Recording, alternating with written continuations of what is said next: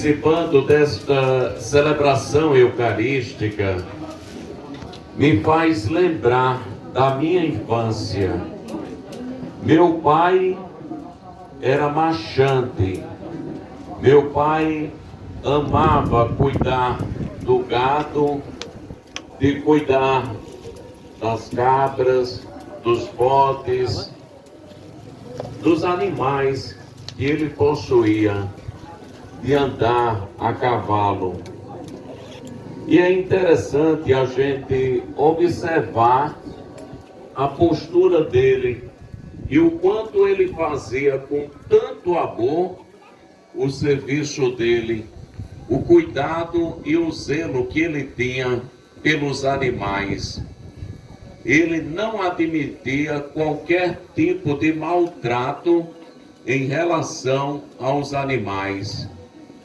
Eu me lembro que, chovendo de madrugada, ele saía no quarto chamando cada um de nós para dizer: vamos para a vazante, vamos cortar o capim para alimentar o gado.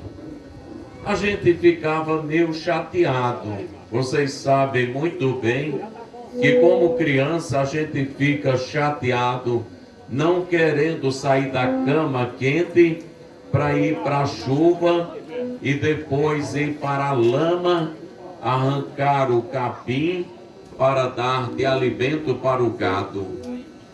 Mas ele ia tão contente, colocava o pé de burro, acendia, fumava e cortava o capim e fazia os feixes, colocando o tamanho que cada um podia carregar. A gente ia na lama e depois chegava no quartinho onde colocávamos ali o capim. E depois ele ia cortar para poder alimentar os bichinhos. E ele dizia o seguinte: meus filhos, façam isso com amor, porque esses bichinhos brutos é que traz o pão de cada dia. O que você veste, o que você come, os livros que você tem em suas mãos, não fui eu que dei, mas foi justamente esses bichinhos brutos que nós cuidamos todos os dias. A gente alimenta a eles e eles nos alimentam. A gente dá aquilo que é necessário para eles e eles dão tudo para a nossa vida. O que eu tenho dentro da minha própria casa foi tudo dado pelos bichinhos. E a gente não deve dar simplesmente o alimento, seja o capim, seja a pasta, seja o farelo de trigo. Não são essas coisas que a gente deve dar, mas é o carinho que a gente deve dar aos bichinhos. Assim como eles têm tanto amor por nós, a gente deve demonstrar amor em tudo aquilo que a gente faz. E de fato, lá no curral do meu pai, tinha um boi que eu não esqueço nunca, que ele chamava o boi vinha, rodeava e ficava no canto. Ele botava a gente em cima do boi, o boi saía andando, dando aquela volta, parava no mesmo lugar e disse: tá vendo? Quando a gente trata com amor eles nos tratam. Por que eu estou dizendo isso para vocês? Porque na liturgia de hoje vai falar sobre amor, sobre recompensa.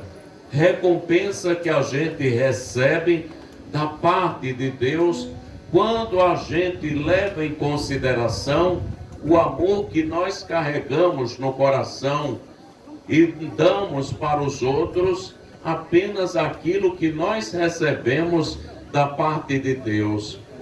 Assim sendo, hoje acontece uma coisa que muito me chamou a atenção. Veja, Jesus, ele foi para uma cidade chamada Cesareia de Filipe. Era um lugar pagão, ninguém conhecia o Deus de Israel. E Jesus estava ali, no meio daquela multidão que nada sabia a respeito dele. Não tinha conhecimento dos seus ensinamentos e pouco menos fazia ideia de que ele era o Filho de Deus e que estava ali, naquele lugar, no meio dos pagãos, pessoas tão distantes e indiferentes diante de Deus. Assim sendo, Jesus perguntou: o que é que o povo diz ao meu respeito? E os discípulos disseram: todos comparam o Senhor como sendo um profeta enviado por Deus.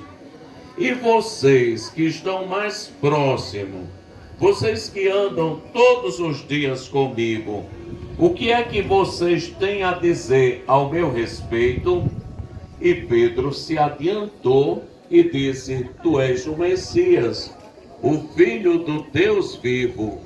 E Jesus disse: Pedro, o que você acabou de dizer não brotou da sua inteligência, mas foi Deus que revelou essas coisas. Tu és Pedro, e sobre esta pedra eu irei construir a minha igreja, e o inferno não terá poder contra ela. Bonito isso, né? Mas ele disse assim: não conte nada a ninguém, não se adiante, porque vocês ainda não sabem de muitas coisas. Pode ser que vocês confundam e comecem a dizer coisas por aí afora que não tem nada a ver com a minha pessoa. Me conheça melhor, para que, me conhecendo, vocês possam dizer alguma coisa. Em outras palavras, era justamente isso que ele queria dizer. Assim sendo, hoje acontece algo. Jesus vai falar da sua missão. Ele vai dizer: olha, o Filho do Homem vai ser rejeitado, vai ser perseguido pelos doutores, pelos mestres da lei e pelos anciãos. Será condenado à morte e morte de cruz, mas que no terceiro dia irá ressuscitar. Ora, Pedro teve o atrevimento de pegar na mão de Jesus e de puxar para um lugar para poder ali reclamar. Já pensou? Pegar na mão de Jesus para puxar para um lugar e reclamar, dizendo que Deus nunca permita que essas coisas aconteçam contigo. Ora, Pedro disse isso não porque estava preocupado com aquilo que estava por acontecer, mas a visão dele era outra, que Jesus iria ser o rei de Israel e fazer daquela nação um grande império. E a questão era: quem vai sentar à sua direita ou à sua esquerda quando ele estabelecer o seu reino? Vejam que eles estavam procurando poder, fama, honraria. Era isso que eles estavam procurando. E Jesus pegou e disse: vai para trás, Satanás, porque você não pensa como Deus, mas pensa como os homens. Que estranho, né? Há pouco tempo, Jesus disse justamente outra coisa. Jesus disse que aquilo que ele afirmou foi justamente Deus que afirmou, Deus que revelou no seu coração. E agora vai dizer que ele não pensa como Deus, mas pensa como os homens. Os homens só estão interessados pelo poder. Deus, por sua vez, só manifesta amor e cuidado por todos nós. Por isso que Jesus está disposto a ir a Jerusalém e livremente enfrentar essas situações, porque Ele nos ama, Ele quer a nossa felicidade, Ele quer que a gente tenha vida e vida em abundância. Este é o maior desejo dele e não em busca do poder. Eu acredito que vocês recordam quando Jesus foi tentado no deserto. E dentre as tentações, uma delas era justamente esta, de ter todo o poder deste mundo, de ter o domínio de tudo.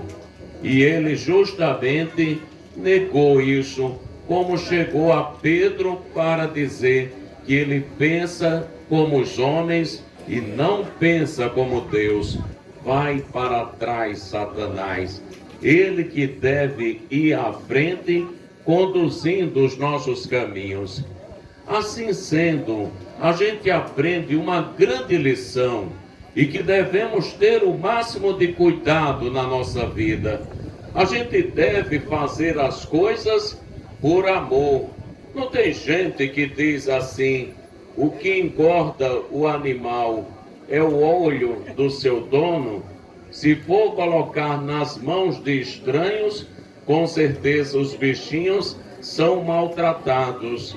Mas se está aos olhos do seu próprio dono, com certeza está sendo bem cuidado.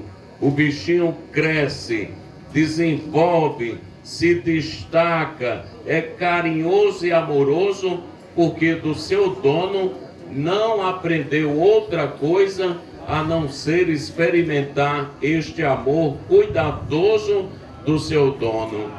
Deus também quer justamente isso, quer que a gente cuide uns dos outros, que a gente zele pela vida dos outros, não fazer por interesses, para tirar vantagens, para poder aí se destacar diante dos demais. A recompensa que Deus deseja dar a todos nós é justamente o seu amor. Não importa o que a gente passa, o que a gente sofre e tantas outras coisas mais que deixa a gente para baixo. O que importa nesta vida é quando a gente se sente amado e assistido, seja pelo amor de Deus, seja pelo amor das pessoas que nos cercam e que fazem parte da nossa vida e que realmente se preocupam com a nossa vida. A gente pode não ter nada nesta vida, mas se a gente tem amor, a gente tem tudo. Olhe para um cachorrinho, o cachorro não escolhe ali o dono por aquilo que ele possui. Se ele é rico, se ele é dono de grandes terras, ele só quer uma coisa: amor e carinho do seu dono. Pode ser até um esmolé, pode até não ter onde morar, mas ele está ali, ele sente amor pelo seu dono. Aliás, eu já vi até cenas no Cariri, e eu acredito que vocês viram também, que quando morre um vaqueiro, até os bichinhos sentem, não é? Até os bichinhos, leva até para o caixão, e os bichinhos sentem que morreu aquele que tanto cuidava, aquele que dava tanto carinho, aquele que fazia parte da vida diária, né, do seu dono. A gente vê, percebe claramente isso, que nesta festa, que nesta celebração, a gente possa justamente fazer tudo aquilo que Deus faz por nós. É Deus que dá o sustento, é Deus que nos mantém em pé, é Deus que nos ama e a gente não pode oferecer outra coisa a não ser este amor. Esta é a grande recompensa. Com certeza, muitas coisas que nós desejamos acaba antes mesmo de nós morrermos, ou acaba depois quando morremos. Mas se uma coisa permanece para sempre, é o amor. O amor permanece. Pode verificar, se vocês estão doentes, a família já está pensando em desfazer de todos os bens, não é verdade?